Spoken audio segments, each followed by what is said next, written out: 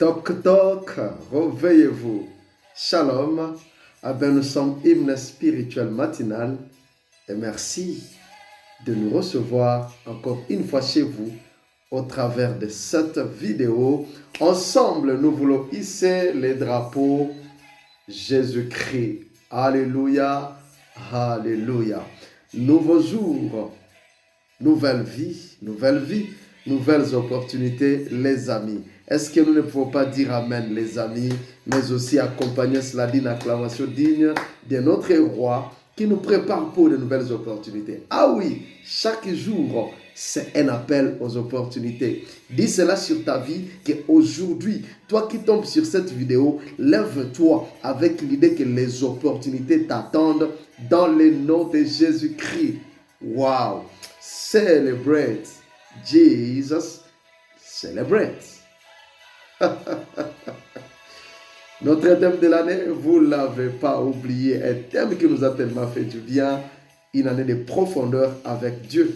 Hymne spirituel matinal, plongeons ensemble, c'est-à-dire we are diving together with God in His profoundness. Celebrate Jesus, celebrate. Le délaissé pour compte, c'est notre sous-sujet que nous sommes en train de décortiquer depuis un certain temps. Dites-nous d'où est-ce que vous êtes en train d'être bénis par ces messages. Merci à vous qui vous êtes en train de vous abonner. Et je crois qu'aujourd'hui, toi qui attendais, alors c'est au jour aussi de t'abonner sur YouTube, sur TikTok, sur Facebook et partout. Ensemble, bâtissons cette émission pour la gloire de Dieu. Alléluia. Est-ce que nous avons encore fini à parler de veuves? On n'a pas encore fini. Nous sommes en train de continuer. Alléluia. Alors, que faire finalement, pasteur? Aujourd'hui, ça commence avec cette question. Pasteur, que faire alors finalement? Et si vous avez suivi l'émission d'hier, vous allez directement comprendre que cette question est venue depuis hier et nous l'avons gardée pour y répondre aujourd'hui. Que faire finalement, pasteur? Ça s'est écrit dans l'âme d'une veuve ou des veufs. Il égare à tout ce dont nous avons parlé, tout ce que nous avons dit, tout ce qui tourne autour de celle qui est veuve, de celui qui est veuf. Alors les cris d'alarme de ce veuf-là, de cette veuve, dit mais que faire alors, pasteur? Finalement, que faire? Ici, les amis, en un mot, j'aimerais dire, comme réponse à cette question, il est tout simplement bon de faire partie d'une vraie communauté d'amis. Waouh! Donc, chère veuve, cher veuf, toi qui poses la question, que faire alors? Qu'est-ce que je peux faire? Tout ce que j'essaie un peu de faire, c'est mauvais. Les gens interprètent mal. Je suis finalement délaissé pour compte. Que faire dans cette société? Tu ne vas pas te tuer. Tu ne vas pas t'étrangler quand même. Tu ne vas pas mettre fin à ta vie. Mais comme on repose, je dis, je vais tout simplement dire, il est bon pour toi, veuve, veuf, de faire partie d'une bonne communauté d'amis. Et quand je dis d'amis, je parle des gens qui ont Dieu comme numéro un. Les gens pour qui Dieu est le numéro un, les amis. Waouh!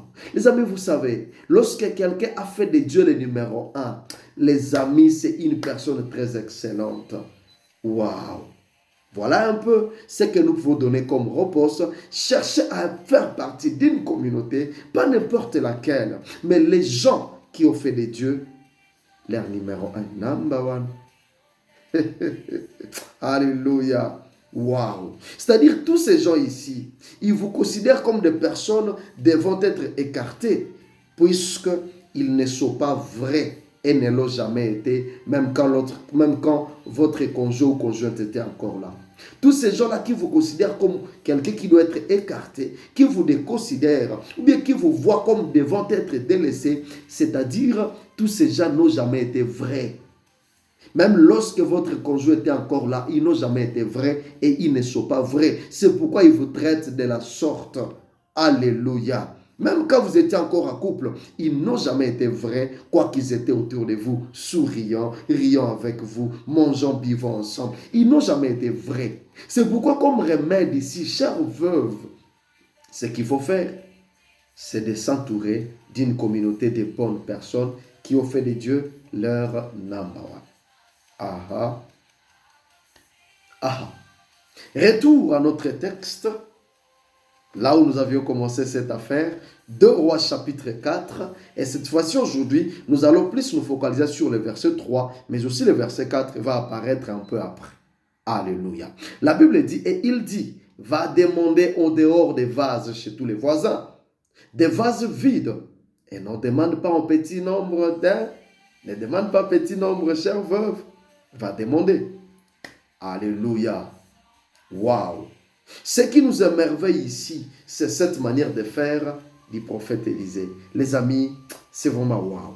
C'est pas si à l'Élysée, vous l'avez déjà constaté une fois. C'est ce qui nous a émerveillé. C'est vraiment waouh ce que fait le prophète Élisée. C'est-à-dire, dans sa manière de faire, il ne fait pas trop de bruit.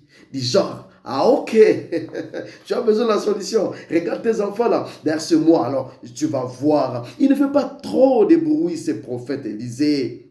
Il ne fait pas trop de bruit. Il n'est pas question pour lui de faire des trucs de genre abracadabra, tu vois. Non. Il n'est pas dans les motifs. Il n'est pas en train de faire trop de bavardage, le prophète Élisée. Il n'est pas en train de se livrer à des prières trop bavardes. Oh non, on va voir. Qu'on leur sache que je suis le prophète. Qu'on leur sache que je suis enfant de Dieu. Chère veuve, viens. D'ailleurs, je suis en train de voir. Non, il est prophète, mais il n'a pas essayé de jouer à tout ça. Oh non, je suis en train de voir. Que l'on sache. Oh Père, que l'on sache que moi, Élisée, je suis le prophète du Dieu vivant. Aujourd'hui, cette veuve. Waouh, Élisée, il n'essaye pas de faire tout ça, les amis. Il ne passe pas, il ne s'est pas livré à un spectacle comme c'est à quoi nous assisterions aujourd'hui. Si c'était toi, c'était moi devant cette femme veuve là, mais ça serait grave. Ouf, ah ok, tu as un problème, hein? Ah ben je suis là, nous sommes les oins. Nous sommes les oins, regarde comme la sueur descend déjà de mon front. Nous sommes les oins de Dieu. Derrière mon mouchoir là, si tu vois mon mouchoir là, donc c'est un mouchoir oin, un mouchoir saint. Élisée n'a pas joué à tout ça, les amis. Il n'a pas essayé de faire tout ça. Quelle manière de faire, Élisée? Quelle manière de faire? Il n'a pas fait de prière bavarde. L'essentiel pour Élisée, ça a été quoi? L'essentiel pour Élisée, il est calme et posé. Il sait que j'ai Dieu à moi. C'est-à-dire, je suis serviteur de Dieu. J'ai Dieu. C'est fini. Il fait confiance à Dieu. Et il connaît Dieu, il connaît son Dieu. Et il lui fait confiance. Il ne commence pas à s'agiter. Il ne dit pas, bon, attends, je vais aller porter ma robe blanche, tu vois, chère veuve, je vais aller prendre ma robe blanche. Comme j'ai vu quelque part, où on dit, bon, c'est le temps maintenant de la prophétie qui va commencer à jaillir, et tout le monde parle, les gens disparaissent, et quand ils reviennent, ils sont à robe. Et les jeunes femmes, et les hommes qui sont censés, entre guillemets, qui ont les yeux pour voir, c'est-à-dire qui apportent des solutions, les bassakoli. Ils viennent avec des robes blanches, waouh. Moi, je me dis, mais waouh, toutes ces robes viennent d'où? Tout à l'heure, là, vous étiez en pantalon, n'est-ce pas? Vous étiez à jupe et des robes. On dit non, c'est sur des bassakoli. Mais est-ce qu'Élisée sait peu déjà tout ça? Oh non, attends un peu, je vais aller chercher ma robe. Je cherche ma robe blanche parce que c'est quand j'ai ma robe que je commence à donner des solutions à des veuves. Non. Waouh. Il a confiance en Dieu. Il a Dieu, c'est tout. Alléluia. Il ne cherchait pas à s'attirer la gloire par de certaines formules magiques. Oh non, voilà, si tu fais comme ça, d'ailleurs, je suis en train de voir. Non, il n'a pas essayé de faire tout ça. Il n'a pas cherché à impressionner cette femme. Plutôt, les prophètes Élisée, waouh, Élisée, il remet cette femme vers Dieu. Il a remis cette femme vers Dieu. Waouh, il n'a pas fait de Dieu un mystère compliqué qu'on peut commencer à montrer à cette femme. Tu vois, si tu veux voir Dieu, il faut venir vers moi, il faut me suivre derrière dans ma caverne. Non, il n'a pas fait de Dieu un mystère compliqué. Waouh, qu'est-ce qu'il fait? Il ne montre, c'est-à-dire, il a juste montré à cette femme qu'avec Dieu, les miracles est dans ta maison. Est-ce que je peux dire à une veuve ce matin, le miracle est dans ta maison. Ma soeur, le miracle est dans ta maison. Même toi qui n'es pas veuve, ce message peut nous concerner tous. Le miracle est dans ta maison. Dieu n'est pas compliqué. Dieu n'est pas un mystère compliqué, un apanage de certaines personnes tout simplement. Dieu n'est pas compliqué. Dieu est ouvert à tous les amis. C'est ce qu'Élisée s'est fait démontrer à cette femme. Il remet la femme vers Dieu. Il lui montre que le miracle est dans ta maison, chère veuve. Même si tu es veuve, Dieu Dieu est chez toi. Dieu est dans ta maison. Il permet à la femme de faire quoi? De participer au miracle avec Dieu. C'est-à-dire quand le miracle s'opère, la femme ne va pas dire que je ne comprends pas comment cela est venu. Non, la femme a participé à ces miracles-là. Elle est veuve, mais elle participe à ça. Et toi, comment tu considères cette veuve-là? Comment tu la regardes? Comment tu regardes ces veuves-là? Pour toi, c'est une sorcière qui mange les gens. Pour toi, c'est un sorcier qui tue les femmes. Tu ne la considères pas. Mais Élisée montre que Dieu est avec toi, même si tu venais de perdre ton mari. Waouh! Est-ce que ça ne nous enseigne pas quelque chose, les amis? La femme a participé au miracle elle-même. Elle était impliquée. Il lui dit, quand tu seras rentré chez toi, waouh! Quand tu seras rentré, tu feras quoi? Tu fermeras la porte sur toi et tes fils. Sur toi et tes fils. Nous gardons cette question. Pourquoi tes fils? Pourquoi tes fils? Ça peut faire notre numéro de demain. Alléluia. Pourquoi tes fils? Waouh. On va y répondre demain, mes amis dans le Seigneur. Il dit, quand tu seras rentré chez toi, ferme la porte derrière toi. Et même tes fils ne laissent pas derrière. Pourquoi tes fils? On y revient demain. Waouh. Les amis. Mais bref, pour aller clôturer, qu'est-ce que nous pouvons retenir? Nous retenons que le prophète Élisée, c'est l'exemple de personne dont Dieu est numéro un. Waouh, il n'essaie pas de se montrer, il n'essaie pas de se prévaloir, il n'essaie pas de faire je ne sais pas de quoi, des gestes je ne sais pas comment. Élisée, c'est l'exemple des gens dont toi, veuve, pour t'en sortir, tu dois chercher à t'entourer. Élisée, c'est l'exemple, mes amis, de ces personnes-là dont Dieu est le numéro un. Alléluia, alléluia. C'est-à-dire, ce type ne regarda pas cette veuve femme comme une proie à croquer. Waouh, ça aurait été toi et moi, mes amis. Alors on dit, waouh, elle a un problème. Hein? D'ailleurs, on commence à se dire aux oreilles, voilà, qu'est-ce qu'on peut faire? Donc, on peut chercher à l'arnaquer maintenant.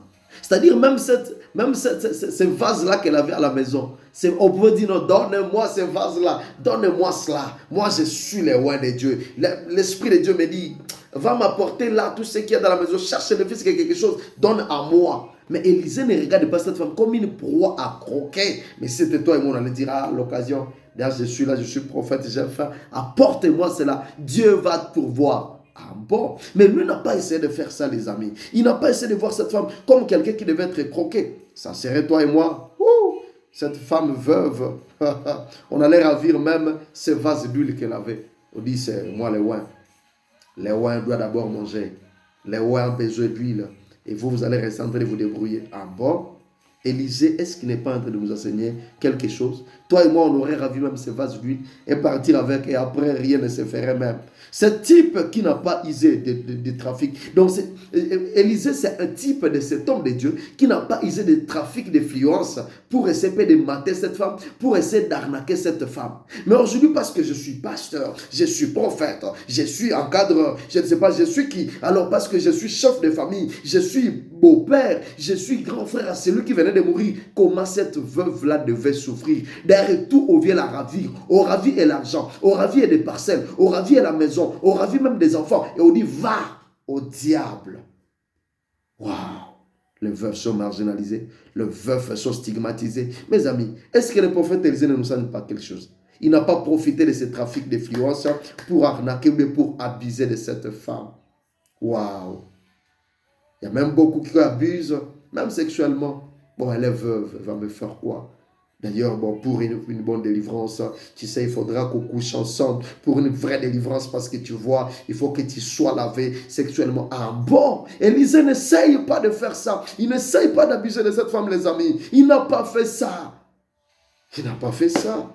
Il a remis cette femme vers Dieu. Waouh! Waouh! Nous, on allait dire, bon, donne-moi ce vase d'huile, Dieu va rester en train de te surprendre. Te surprendre? Élisée sur des sauts Dieu, il remet cette femme vers Dieu. Waouh! Nous peut-être on commencerait même des tralala de trop pour zéro solution devant cette femme. On allait même commencer à la prendre toute la journée. Oh non, il faut venir dormir à l'église. Il faut jeûner une semaine. Il faut jeûner 21 jours. Vraiment pour ta délivrance là, ça demande 50 jours. On commencerait des tralala qui après n'apporterait rien comme solution. Mes amis, Dieu n'est pas si compliqué que ça. Élisée nous enseigne ça. La femme a besoin d'une solution. Et Christ Jésus, il est venu pour ça. Dieu est venu sur la terre pour donner des solutions aux gens. Pas pour essayer d'enfermer les gens dans des boîtes religieuses. Dans des boîtes religieuses. Oh non, si tu fais cette formule, alors tu vois Dieu. Si tu fais comme ça, tu vois Dieu. Non, Dieu est là. Fais des choses concrètes. C'est ce qu'Élisée fait. Il dit, ok, vas-y, ferme-toi. C'est Dieu à qui je crois, c'est un Dieu qui est présent et il fait des grandes choses. Je prie au nom de Jésus que tu ne passeras plus par 4 chemins, je ne sais pas, pour trouver la solution. Ce matin même, chère veuve, le miracle entre dans ta maison au nom de Jésus. Toi, veuve qui était marginalisé, le miracle entre chez toi au nom puissant de Jésus-Christ. Parce que Jésus est vivant. Je déclare, Jésus est vivant. Jésus est vivant dans ta maison. Peu importe ce que tu es en train de vivre, Jésus est vivant. Jésus est vivant dans ta vie, dans ta maison au nom de Jésus-Christ. Aujourd'hui, je parle miracle dans ta maison, dans le nom de Jésus-Christ. Alléluia, alléluia. Ça s'appelle, les amis, l'arnaque spirituelle. L'arnaque spirituelle, lorsqu'on parvient à faire des choses comme ça. Mais Élisée n'a pas cherché à arnaquer cette femme. Est-ce que tu es une veuve? Tu es une veuve? Tu es un veuf? Déjà, que nous puissions l'accepter ou pas. Quand tu es une veuve, tu es un veuf. C'est-à-dire, tu as perdu ton partenaire. Déjà, tu es une personne blessée, n'est-ce pas? Tu es resté avec une blessure. Est-ce que je suis en train de parler à un veuf, à une veuve? Qu'on le veuille ou pas, tu es resté avec des blessures.